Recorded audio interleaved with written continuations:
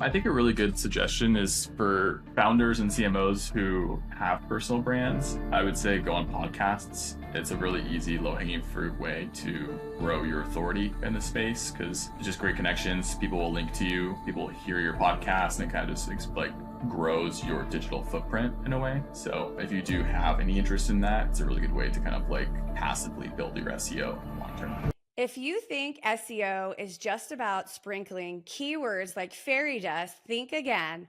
Steven Schneider built a 7-figure business and brand without touching paid ads or chasing social media trends.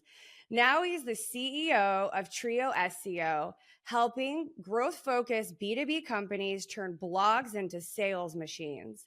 Today, we're breaking down what actually works in SEO for small and medium-sized businesses. Whether you're a founder, a CMO, or just tired of guessing what Google wants, Steven's here to demystify the jargon and show you the ROI path. Welcome, Steven. Hey, Melissa, thanks for having me. Now, you didn't just fall into SEO, you built a portfolio of 40 websites before starting Trio SEO. Can you walk us through that journey and tell you how you ended where you are? Yeah, I kind of fell into all of that. This was back in college when I was first kind of exposed to this thing called SEO. A friend of mine in college was building websites on the side, kind of as a side business that he had started, and kind of brought this to me, and I was like, yeah, right. Like, what potential business could you have? And yeah, no, he was crushing it. He was making like 15, 20 grand a month in college doing this thing. And of course, that was more money than I could even fathom on a monthly basis. And so I quickly just erased all of future plans of what I had for like my career and became a sponge. And he became my mentor. And one thing led to another. And he kind of, said, go read this or go take this course and kind of come back and expected me to fall off somewhere along the way, either of boredom or, just pure angst. And so, yeah, I just became really consistent and really interested in the idea of success. And I was like, well, if he can do it, I can do it. And so, yeah, we started building websites and then had a small portfolio by the time we both graduated. And then I merged it with him and his other partner. And then we kind of went on like a building, buying, selling spree and scaled that up. So it was pretty fun. I love that. Yeah, 15 grand a month is not a typical college salary. So I love it. Yeah. Talk to me a little bit about that. So those early websites, what did they teach you about SEO that no SEO course or college could? Yeah, I always suggest to people who are interested in SEO to just get their hands dirty. Like you could read everything under the sun and take every course, but until you actually log into a website and get under the hood or publish your first piece of content or do keyword research for the first time, all useless. And so I think it was this very kind of like sink or swim mentality where it was literally all I did for 12, 16 hours a day for 5 years. And so it kind of it was the internship I never asked for in a weird way, as I always kind of refer to it, and allowed me to just like really see every single situation, every single failure, success, what can work, what can't work. I mean, experiments we ran and just do the process like over and over and over again just for reps. And so I think that now when I work on a client site and you can't mess that up. I mean, it's their business, it's their baby, especially like a corporate client or enterprise client. I just have more confidence and I just know the story better and kind of what to do and what not to do. So I think that kind of was a good way to, make all those mistakes on my own front and then kind of transfer forward for clients now. Ready to lead smarter and invest wiser? On the Executive Connect podcast, we unpack executive strategies for wealth and influence. Hit the subscribe button now. Don't just watch, act. I love it. Now, how did managing content at scale change your thinking about systems? Good question. Yeah, so I had no experience in systems. We each partner had like their own little like niche, I would say. So one partner was like strategy and kind of like CEO and kind of leading the direction for all of the company. And then I was more of the like people manager. So I managed the team. We had like a team of like 30, 40 people at that time. And then my other partner was like a systems and ops background. And so his kind of expertise was just making sure that everything ran smoothly and never failed, essentially. Because we were publishing like around 300 to 400 articles per month at scale. And so it just kind of opened my eyes into how to think about bottlenecks and people's processes and time management and just really granular steps in that process, which is a whole different boring subject I could probably put people to sleep with, but like it really was like this super interesting thing I never really was exposed to, and now it's like consumed my life. Now, let's talk about what SEO means for businesses. There's a lot about SEO out there right now. What does effective ROI-driven SEO look like for a small business today? I mean, the simplest way to think about it is businesses sell stuff and people are searching for that stuff. And so you're essentially reverse engineering their thought process before they know about it and trying to build your website and brand in such a way that caters to their next thought process and what they're going to search for and how they're thinking about essentially finding your brand without knowing they're finding your brand. So if you're selling gutters or something for your house, or, whatever it is, gutter cleaning services, you probably want gutter cleaning services or like gutter cleaning services in Texas or something that aligns with them looking for something, city, location, etc. Obviously, the list goes on from there, but you're pretty much just trying to get in front of their search before they even know that you exist. I love that. Now, what does it actually mean when we say content that converts when it's done in practice? Yeah, so the best way to think about that is there's like different funnels to the marketing kind of journey, whether it's top of funnel and it's just someone trying to figure out how to go about that process or what is that process in general, versus something that's more high intent, service focused, more like I'm ready to buy, they have credit card in hand. And so structuring the content in such a way that makes sense to them and talking to what problems they have, how your business solves that problem, what makes you different, what are the trust factors, like maybe you have credentials or case studies, and trying to just kind of erase all of their future doubts before they even have them. And so that's going to be one piece of the puzzle. And the other piece of the puzzle is creating tools, which we've started doing a lot for clients, that act as like frictionless lead mechanics that allow them to engage with your brand without even knowing they're sold. That's great. Now, how long should, in the world that we live in, maybe it's better to say this first. Everybody wants everything yesterday, right? Money right away. They pay for your service and they want to see the ROI. So, how long should founders realistically expect before they see the ROI of SEO? Fortunately, it's different for every website and every industry, only because there's so many other factors that are outside of our control. And the biggest one is your personal website's authority relative to your competitors. And so what I mean by that is if you're in the, say, like a SaaS credit card space, like you're trying to compete against like MasterCard or Visa, and you start a brand new website, like you have no chances of winning. Like, I'm sorry, like you could be waiting for 5 years and it's still going to be an uphill battle. If you go after something a little bit more niche, probably with less competition, maybe something like personal injury lawyers in Tyler, Texas, like super niche, super bottom of the funnel. There's just fewer people to go against, and people who don't know SEO.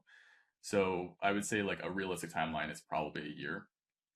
It can be accelerated into like a 6 to 9 month timeline if you have this like massive, colossal website that you don't know you're sitting on, and your competitors are just not as far ahead as you.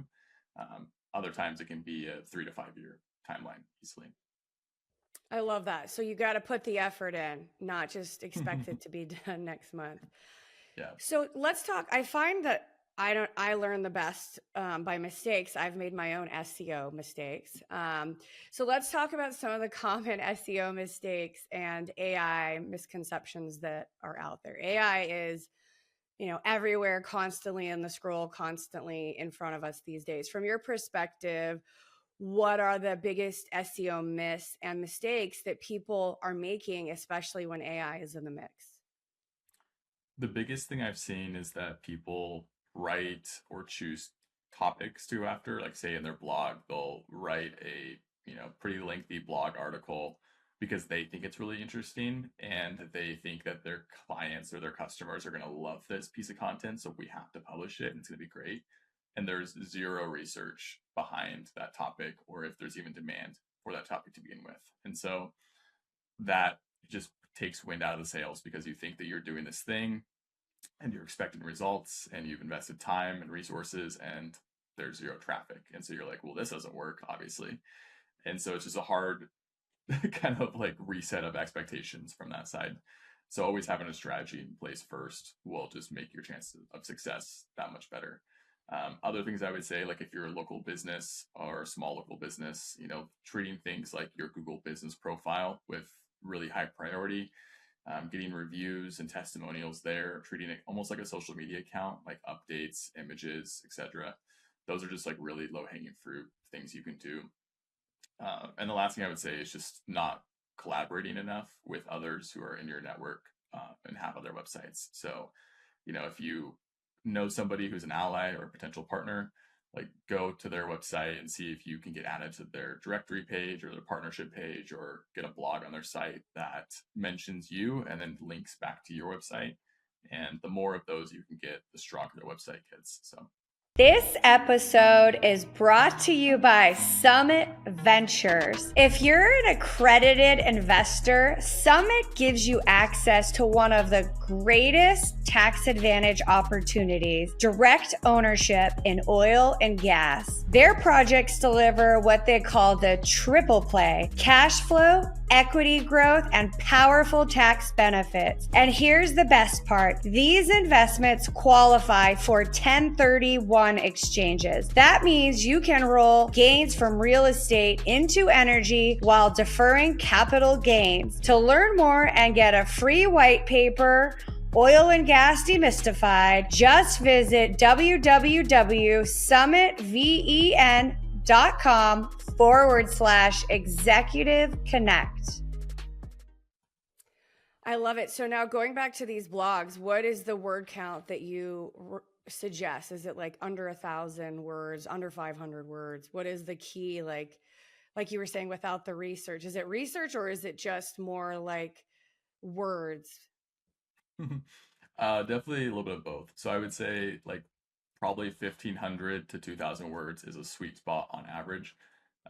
But if you Google the topic, and I think that that's another thing that people don't really do, is they're not like seeing what others are writing about or seeing how they're covering the topic to begin with. You might look at another example article and see that maybe somebody's covering it in 500 words or 750 words.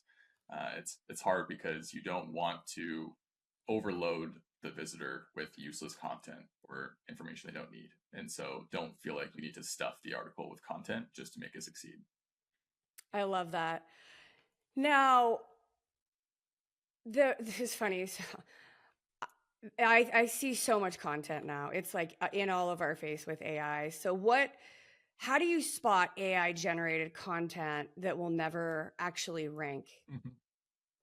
Um, yeah, there's so many different keywords I would say, and it's hard because there are words that AI started to use that people used before that are now just like thrown in the bucket of this is AI slop. Things like digital landscape or I don't know, the list goes on, but like yeah, we have like a whole list of like internal phrases of not to use. Like boost is a huge one. I hate when people say like, "Will boost your SEO," and it's like nobody talks like that. Like who's boosting anything? Yeah, or like the M dashes, like that like somebody's throwing out like a bunch of M dashes. Another thing would be like if somebody says a phrase and then like period and like another short phrase. So it's like not just SEO, just results. And it's like no one's talking like that. So I think if it reads really odd or doesn't feel like you and I are having this natural conversation, it's kind of a red flag.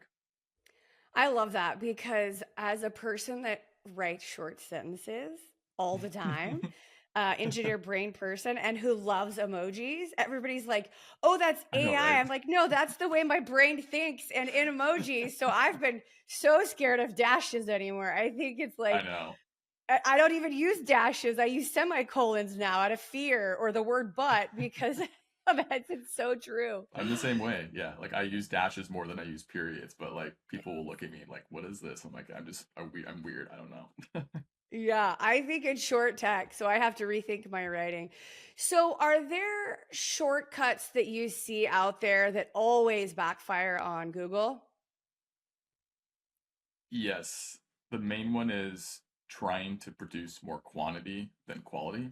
I would say that if you have this like just get it out the door mentality, like don't edit it, like we want to write 100 blogs a month and we're going to use AI to do it, like you might see this massive uptick in traffic because you just have a bunch of content, but then once Google kind of catches on and understands that the value is not there, it doesn't meet the reader's demand, you're just going to fail. So I would say that's kind of where I see people come to us and they question the price or they question the process and they say, well, I can go to this website and throw in a keyword and they're just going to pump out articles for me.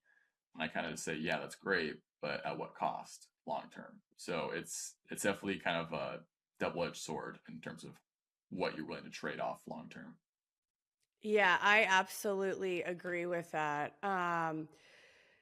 So let's get tactical because I think we learn best from real world results. So, how does Trio SEO take clients from no strategy to compounding scalable traffic? So we have a pretty rigid process now that starts with understanding people's businesses, their clients, their customers, brand and tone, and like we have to almost become like little mini masters of each of our clients' businesses, just so that we can understand what their clients and customers are looking for to begin with. And then once we have a good grasp on that, we can go to a keyword strategy and kind of reverse engineer a lot of the keywords or phrases that people are looking for to find and match the products and services of our clients. And then once we have that, it's just a matter of determining like, does the website have this content to begin with, whether it's a sales page, like a landing page or a service page, or maybe it's a blog, or maybe it's some sort of like lead magnet. Like if there's like a PDF download keyword, then that kind of tells us that people are looking for some sort of like downloadable asset, or maybe it's like a quiz or a calculator. And then we can kind of go and determine what is the best piece of content, quote unquote, and then go and just create that content so that it lives on the site. Google picks it up, ChatGPT picks it up, and then when people go to search for that later, our clients already have that. So there's no question of whether they can be found or not. So, what metrics actually matter when we're talking SEO? What metrics matter more than the traffic? Um, Revenue is a huge one. I think everyone can agree. Like people want to make more money at the end of the day, so we track conversions. We always ask like what makes success and what defines success for clients, and it's funny you wouldn't believe how many people can't answer that question. Like, how are you tracking success on your website? And what does the success look like within our relationship? And they just don't know. And so we kind of have to walk through that. And usually it's like booked calls and Calendly, or demo signups, or contact form submissions, or some other like lead magnet download. Obviously, there's a bunch of like SEO metrics like traffic and clicks and time on page and impressions, but usually people just want number go up, more money, get me more leads. So that's kind of what we focus on. Now, so when I think of content calendars in general, that seems to be the thing everybody's driving towards and figuring out. So, what actually fails? Why do most content calendars actually fail? The main thing is intent of the topics. And so when we think about topics, like if you're going after a bunch of like what is or how to sort of keywords, such as, maybe like if it's like a bookkeeping company, for example, like what is a bookkeeper? Like if somebody has their blog, they might think it's super important because they're like, oh, well, we could explain who we are. But if somebody's searching for what is a bookkeeper, it's likely going to be somebody who's thinking about going into a career as a bookkeeper and trying to figure out like what does that career look like, which is completely different than hiring a bookkeeper for services. So the intent of that keyword, which should be more of like, bookkeeping cost calculator, or how much does it cost to hire a bookkeeper, or like bookkeeping services, or these sort of phrases that are much closely related to somebody pulling out their credit card and saying, yes, I'm ready to buy.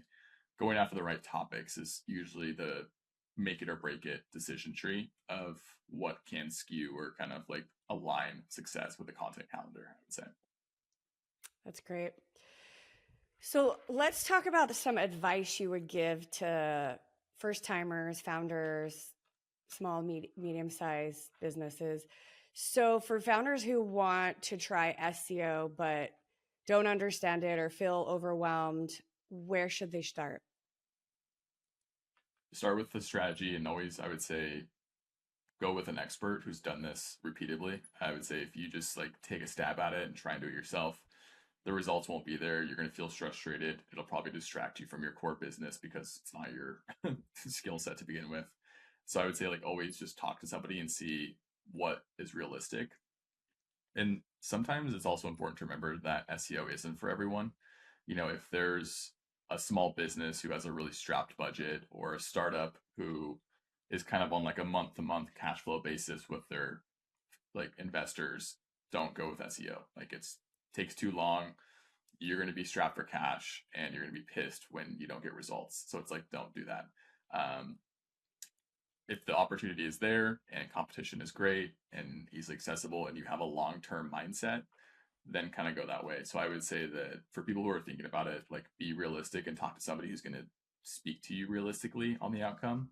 Like anybody who comes to work with us, like we do a free audit and we kind of tell them like this probably isn't a good fit. Like if your budget's less than $1,000 a month and you feel like you need this to work within 90 days or 6 months because this is the lifeline of your business, like go work on ads or go work on a social media strategy. SEO is not for you. So it really just depends on what your current position is within your business and what your mindset is long term.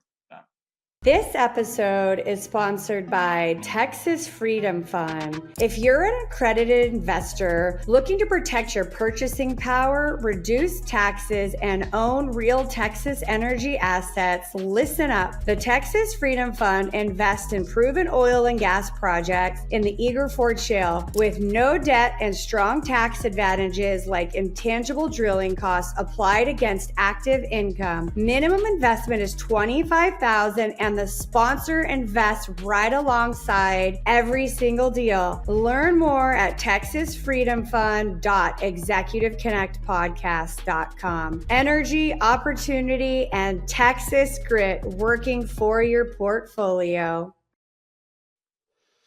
I love that. So are there things that should be in place before you hire an SEO agent or agency? Yeah, I think having some sort of like repeatable or legitimate lead source to begin with. Like SEO shouldn't be your end all be all primary source of leads. It should be like a secondary or third string of leads. Like you probably want to figure out PPC because that's just like insert money, get money back sort of strategy. Social media is great, especially if you have like a personal brand, because you can just kind of put that on autopilot and like network and get more inbound, and those leads usually convert better because people trust you more. And then SEO is more of like this long-term vision where you can say, how do we create a system that we own and nobody can take that away from us? And over time, your customer acquisition costs just continuously go down. And that's kind of like the best of both worlds in everyone's situation. So it's kind of like this trifecta of strategies, but yeah, I wouldn't say like I'm starting a business and SEO is my very first and my only strategy from here on out. It's probably not going to work as well as you'd hope. I love that. Now, is there a minimum viable SEO strategy for small or lean teams? Because typically startups are, bootstrapped together. They don't have a marketing department. So is there some kind of minimum viable SEO strategy that you want them to have? I'd say usually like the core basics of a good website, like making sure they have the sales pages up, the core like case study pages, about pages, some blogs that are like speak to who they are, especially like listicles work really well right now. So like if you are a bookkeeper, kind of go back to that example and say like you should have an article about like the top 10 best bookkeeping companies in your area or in the country, and put yourself atop that list as number one, and put some competitors in those lists. Like ChatGPT loves listicles right now. I'd say like get the core basics of your site figured out, and then from there on out just start making those connections and kind of trying to build up your authority on the back end through partnerships and all that fun stuff. Wait, ChatGPT loves what right now? Listicles. Oh, what is a listicle? I don't think I've ever heard of this. So it's like a top 10 best XYZ, like some sort of like list style content. Those and like versus articles or brand comparisons work really well, but many people don't like to go after them because it involves them talking about the competitors, and they think that it's going to destroy their company, because why would we talk about our competitors? But usually you just have to play ball and know that it'll work out for you. Well, I love the listicles. I've never even heard of this. I think about, well, in our house, we're half our house is a Coke product, and half our house is a Mhm. Pepsi product. So, is that kind of the listicle strategy? There is putting Coke next to Pepsi. Yeah, It that comes in. yeah, if the article was like top 10 best sodas or, whatever, then you'd have a list of like Coke, Diet Coke, Mountain Dew, Dr. Pepper, et cetera, et cetera. Or if it's like a versus article, like Coke versus Pepsi, and then you could insert yourself as like number three. If you're Mountain Dew, you could say versus us also. And so what you're trying to do is figure out if people are already searching for these sort of like, what are the best options in my category, and then how do you insert yourself into that conversation and obviously put you at the forefront of the discussion. I love that. All right. That's great. Great advice. Any final thoughts or anything that we didn't touch on in SEO that you want to leave with our listeners? Any tips or tricks that I didn't suss out? I think a really good suggestion is for founders and CMOs who have personal brands. I would say go on podcasts. It's a really easy, low hanging fruit way to grow your authority in the space, because it's just great connections. People will link to you. People will hear your podcast, and it kind of just like grows your digital footprint in a way. So if you do have any interest in that, it's a really good way to kind of like passively build your SEO long term. I love that. So true. Okay. I love these quick fire, fast lightning rounds. So let's do it. So I have to ask the first question: is SEO dead, true or false? Very much alive, or else I wouldn't have a business. Blog quality or blog quantity? Quality, always. One metric they ignore with SEO, but they shouldn't. Time on page. Mm. AI generated content, tool or trap? Trap, for sure. Biggest SEO myth that's still alive? Keyword stuffing.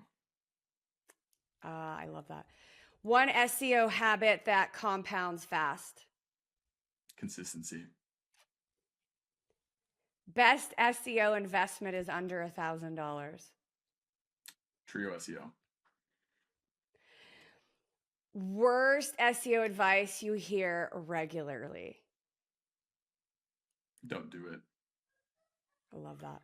One thing Google always rewards? Quality. All right, let's see. One last question. Finish this sentence. Good SEO is really about. Patience. Ooh, I love it. So true. So true. We all struggle with that these days in the world of instant gratification. So Thank you so much for being here, Steven, and sharing your knowledge with our listeners. Give us any final thoughts, and please share with our listeners the best way to connect with you and learn about the good work you're doing with SEO. Yeah, thank you. You can find me on LinkedIn. I'm very active, post daily content there. Always love meeting folks in the space. You can go to trioseo.com. If you're interested in working with us, we do complimentary audits where we kind of tear apart your website and figure out where your revenue gaps are. And if it makes sense working together, we can kind of explore the next steps. So always happy to kind of help, talk shop and think through the next steps.